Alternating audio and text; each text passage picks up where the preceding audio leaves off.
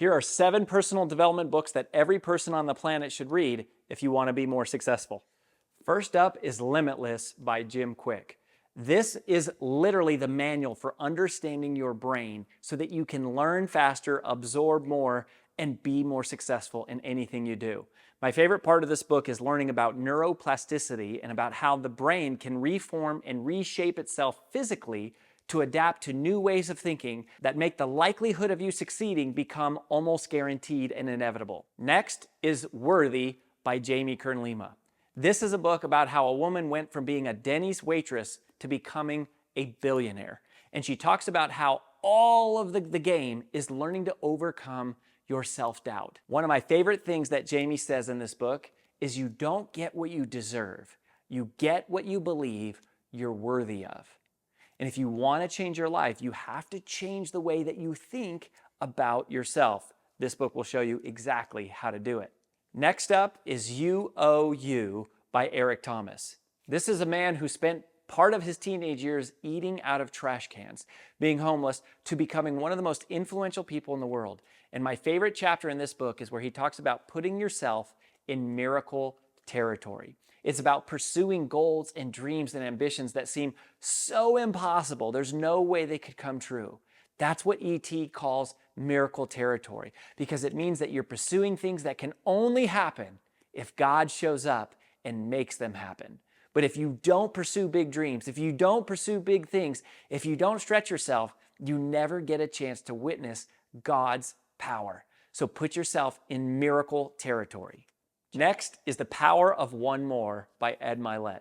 Anytime I get to hear the story about how someone amassed hundreds of millions of dollars and has impacted hundreds of millions of people and followers, I pay attention. In this book, Ed walks you through literally the operating system that he uses in his own brain. He talks about, most of all, how if you want to create a change in your life, you need to transform your identity. You have to learn to let go of old limiting beliefs about what you thought you deserved or who you once were, and you have to upgrade your thinking. As you write a new operating system and you create a new identity, all of a sudden everything can change. This book goes through so many specific habits and mindsets that anyone can apply to anything they're doing. Number 5 is The Greatness Mindset by Lewis Howes. Lewis is a dear friend, and one of the things that he talks about is his journey of becoming one of the biggest and most influential podcasters in the world. Now, you might imagine if you have hundreds of millions of people listening to your content, you're going to come across a few critics from time to time.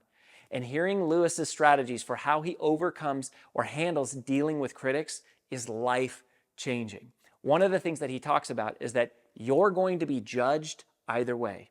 If you do it and you're successful, you're going to be judged. If you do it and you fail, you're going to be judged. And if you don't do it, you're also going to be judged. So no matter what happens, you're going to be judged. Knowing that, you might as well go after your dreams. You might as well take a chance, and you might as well stop worrying about what everyone else is thinking and go after the thing that you believe will change the world. Number 6, and this one I think is a little bit of the sleeper, is The Trust Edge by my good friend David Horsager. I believe this book should be mandatory reading for every high school student in America. The foundational success principles are all contained right here inside of this one handbook on the 8 pillars of trust. One of my favorites is the pillar of character. He talks about how people notice when people choose the right thing over the easy thing. And that is a challenging call for all of us. Are you choosing the right thing or are you choosing the easy things?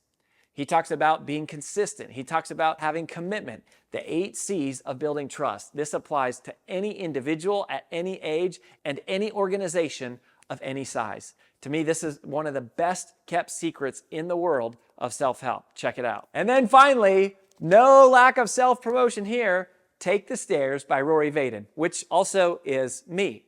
Now, I mean this genuinely. I debated about whether or not to put this in the lineup, but I genuinely believe that this is one of the best and most important and powerful personal development books that's ever been written. Why? Because it's simple and it's profound. This book talks about the psychology of overcoming procrastination and how the world's ultra performers, the top 1%ers, build more self-discipline. And here's the thing. Everybody thinks that discipline is hard, and so nobody wants to do it. Well, what we discovered from studying and working with thousands of ultra performers is that there are these 7 key distinctions, these 7 misconceptions that people have about discipline. And when you learn how to think about discipline in the right way, discipline isn't as hard as you think. Once you learn these 7 misconceptions and you learn how to rewire your brain, the science of this becomes embedded and you can't help but become a successful person.